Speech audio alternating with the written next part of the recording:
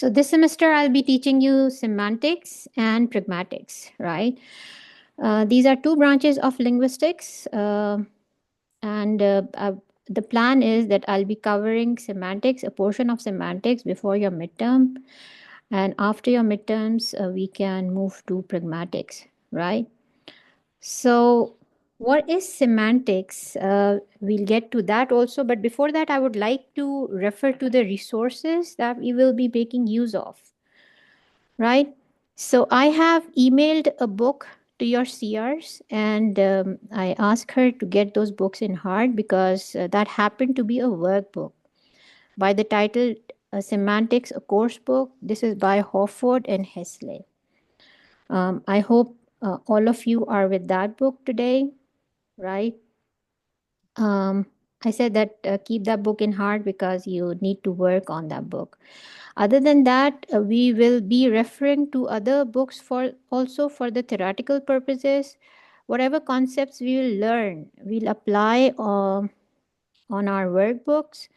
Other than that, the theoretical part would be covered by two books that I have chosen for you, and I have WhatsApp those books to your CRs, and I hope that those books are also with you, right?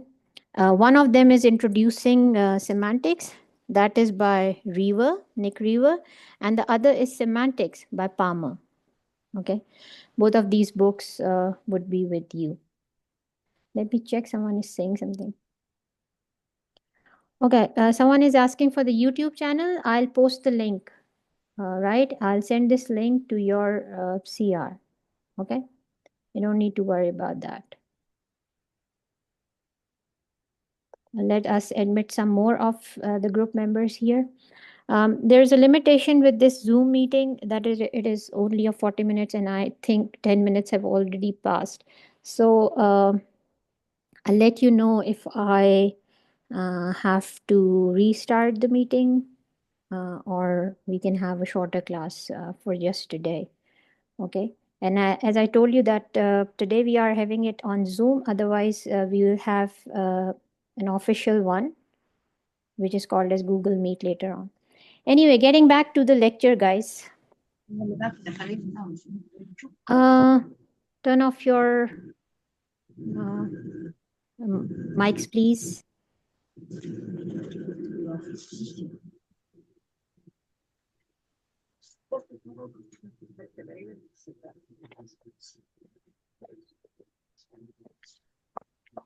Today is the first day you are just learning the software. The first thing you have to do is to keep your mics mute. Okay, so that there is no disturbance from your side. Okay, now let's talk about what is semantics. Now, semantics, simply defined, is meaning in language, right? So I would like you to get to your chat box and tell me why do we need to learn the meaning, and what do we mean by meaning? Actually, today the topic is meaning of the meaning, right? So you must have seen the dictionaries, right? My question is that when there is a presence of dictionary, the authentic meaning of words, what do you expect that we are going to do in semantics? Okay. So you can raise your hands here, or you can use the chat box also.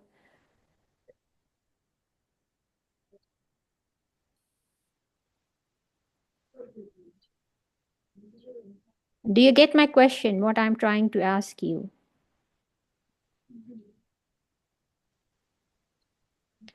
My question is why, I'm writing it down for you, why do we need semantics when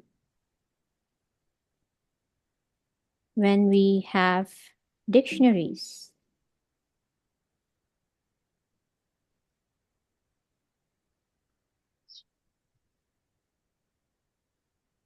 Okay, Durdana is saying you to get the meaning of words. No, but in order to get the meaning of words, you can refer to the dictionary also, right? So my question still stays, when you have the dictionaries, why do we need to study semantics? That means we are not learning the meaning of the words here.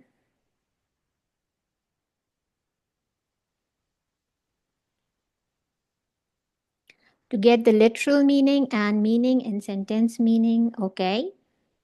Levels of meaning, that's nice. What else? Please do not scribble on the screen. Who's doing that? Do not scribble on the screen, please. Scientific meaning, okay. What else?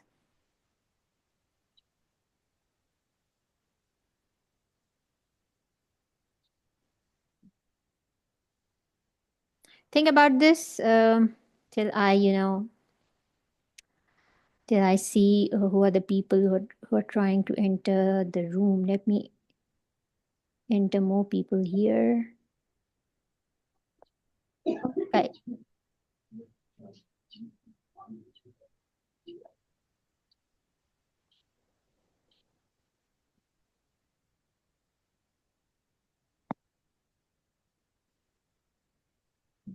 Okay. So it determines how words relate to each other. That's nice. We call those as semantic relationships. Okay. So the first thing is that we need to clarify here is we would not be talking about the dictionaries, right? A dictionary is only one part of semantics, maybe, which is called as denotative meanings. So from here, those girls who have just entered the room, please turn your mics off.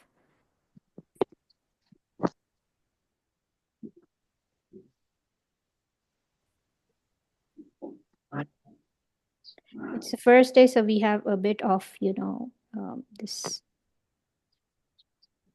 disruptions. Okay.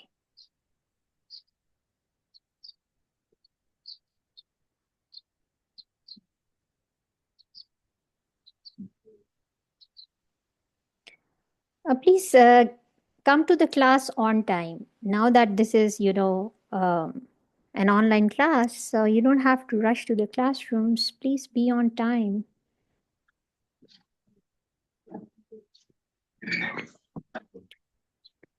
Okay, so let's continue.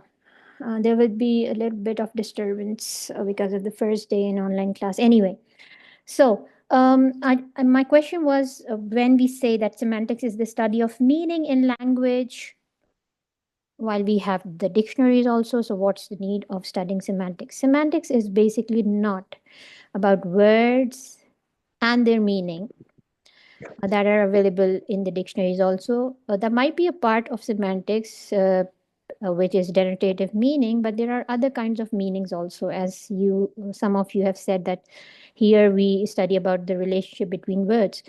Those are semantic relations like synonymy, antonymy, homophones, all of that. We are going to study that also in detail. So we would be studying meaning, but we would be studying the different kinds of meaning. Denotative meaning is one of them, which is called as the dictionary meaning. Connotative meaning is another one. Idiomatic meaning is another one. Okay. So this is what we are going to study here. Uh, I'm really interested that we could, also do a part of the course workbook that I have given to you, which is by Hofwold and Hesley. But for now, this is just an introductory presentation that we would be looking at, um, just to have an idea what semantics is all about. So I told you that it's the first thing is it's a subject of linguistics. Okay, it is a branch of linguistics, and it deals with the meaning, change in meaning, relationships of words and their meaning, and signs and symbols, what they represent. And what do we mean by these signs and symbols? These are the words, okay? Because what are words? Words are basically just sounds, and they have a meaning in a particular language. The same sound might not have a meaning in another language, right? So these are signs and symbols, the words they represent, okay? Coming back to again to semantics, it's a study of meaning in language and generally speaking, it is related to meaning.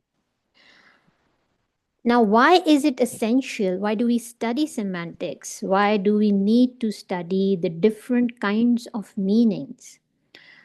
Because it has a lot to do with language acquisition. What is language acquisition? If you have not studied psycholinguistics or second language acquisition, so language acquisition is basically um, acquiring your mother tongue. Okay, acquisition is different from learning. I hope you know that. But what is the difference? Let's get back to the your chat box and tell me what is the difference between language acquisition and language learning.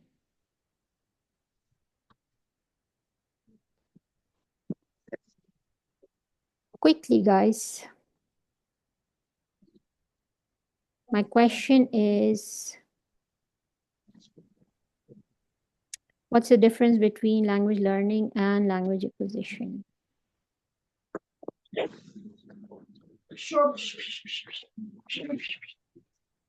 Whose mic is on?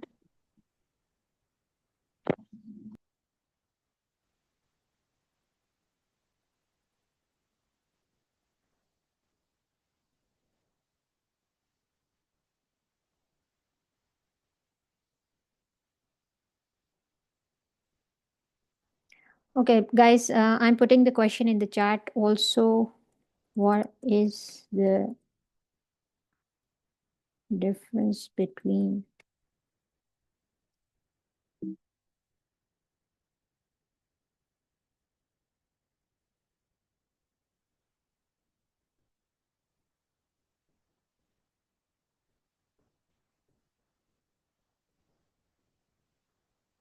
Okay, what is the difference between language acquisition and language learning? Please keep on writing your answers in the chat box till I continue with the lecture.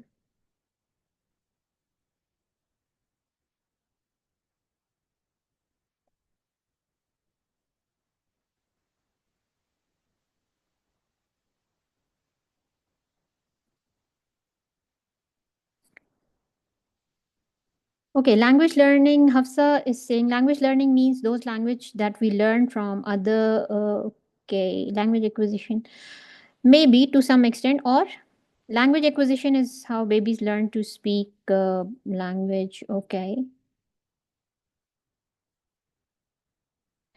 This is important, as Sumaya has written that,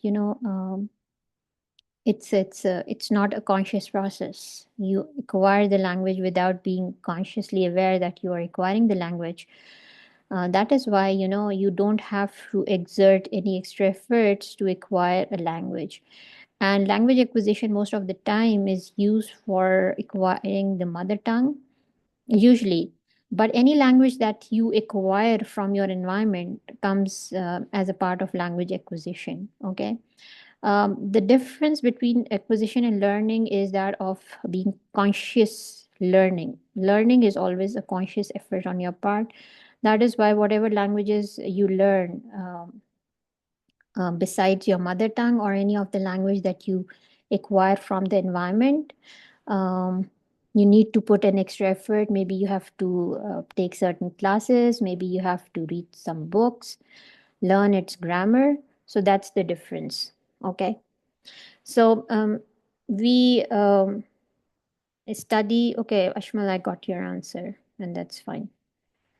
Okay, so semantics is important because it is related to. It helps us in understanding how the acquisition of language takes place. and what are those words that a baby acquires first, and what are the different stages of language acquisition. um, then, as you know that language that is alive keeps on changing. Okay, only dead languages do not change, right? So any language that is alive would change because it would interact with other languages. Some of the words it would give to other languages, some of the words it would take from other languages. And with the passage of time, there are changes in a language. The best example is that of the English language. You must have heard about the Old English, the Middle English, the Modern English, all of that, right? If you have studied classical literature, and if you have studied Chaucer in its original form, he has written, for instance, Canterbury Tales in English. We cannot, there are no arguments that whether he has written it in English or any other language. But the English that he has written happens to be the Old English. And even if you are a fluent speaker of English, or you are competent in English language, still it would be difficult for you to read Chaucer in its original language. Even reading Shakespeare in its original language would be a little tough for students of this time, right? So, why is that so? Because the language is in a continuous process of change, right? So, through semantics, we get to know how language changes, how the meaning of some words even change, how the connotation of the words change, right? So, by the way, what is connotation? Because, I'll be using terms that I should be sure about. You understand those. Get to your chat boxes and answer me. What do you understand by connotation or connotative meaning?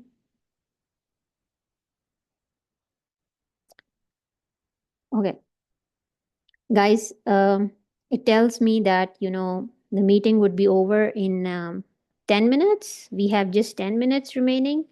But I'll be reconnecting, okay? We'll have another class with the reconnection once this class is over. Do not go away. We'll have another class.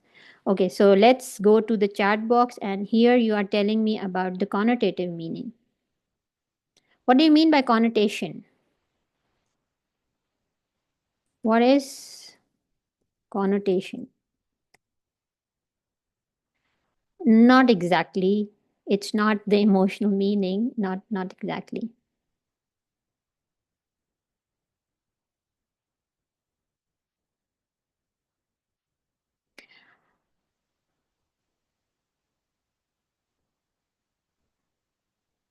Okay, Lela is right here. It's the contextual meaning. Okay, connotative meaning has a contextual meaning, and it has its roots in the culture of that society or in the culture of the native speakers. Okay, it's not actually. It's not about tone and feelings, but it's the association. It's contextual also one thing, but it has a certain it has its roots in the culture also. What do people think of certain ideas? Okay, that is the connotative meaning. So, I'll give you examples also of this connotation. And the other meaning that we usually talk about while we are talking about connotative meaning is the denotative meaning. Okay. So, this is how it is. It is related to why do we study semantics, because it is related to language acquisition, and then it is related to language change, how changes over time. And then through semantics we get to know about the social context also, that can affect the meaning. And then we can study varieties of language through semantics. We know that, English is just not one language, it has different varieties of language according to where it is being spoken, according to the area, right? Moving on to more about semantics. So, what kind of meanings we study? We study the construction of meaning. Okay. How meanings are interpreted, how these are clarified, how meaning can be obscured through use of certain words, and how can we elaborate meanings, how do we simplify them, how do we contradict, how do we paraphrase without changing the basic idea. All of this would be a part of our semantics, right? Okay, moving on to types of semantics. So, here we would be talking about three kinds of semantics. Now, formal semantics you must have uh, seen in your mathematics books or physics books or any of the books while you are dealing with problem solving. Okay, you must have read this question: if these many people construct a wall, how many days would they take? All of these mathematical problems you must have heard about. So that is about this formal semantics. You know, these are some of the words, and they have certain meanings, and there is a relationship between those words to formulate the mathematical problem or the logical problem that we have been dealing with during our school days. Then come to the lexical semantics. It has a lot to do with morphology, right? Where we study the prefixes, where we study the root words, suffixes, phrases, idioms, all of these. That comes in lexical semantics. Lexical basically means words. Okay. And the third is the conceptual semantics. Um, it's the advanced form of semantics where you can use the words to express your emotions and your ideas, your thoughts, and that becomes very, very contextual. Okay. So you might be using there comes the lexical relationships also, or the semantics relationship. For instance, when we have two similar words which give different meaning, right? And we get to know the meaning of those words through the use of the sentences. The simplest of the example that is very, very common is that of the bank, BANK, right? So one bank is your financial institute and the other bank is the side of the river. So how do we know that, which bank is being used, and what does the speaker mean by when he uses one of these two similar words? This is really related to the context, right? So when we study a sentence and we formulate a context, then we get to know what exactly the word means if it has another meaning with the same spelling. Okay. So, right here, guys, I'm moving towards another meeting. I would like you to join that. Okay. It would just take me 3 minutes, and I'll get back to you because of the limitation of this Zoom meeting. Okay. This is just for today. Tomorrow, we'll have another software with unlimited time also. Just hold on.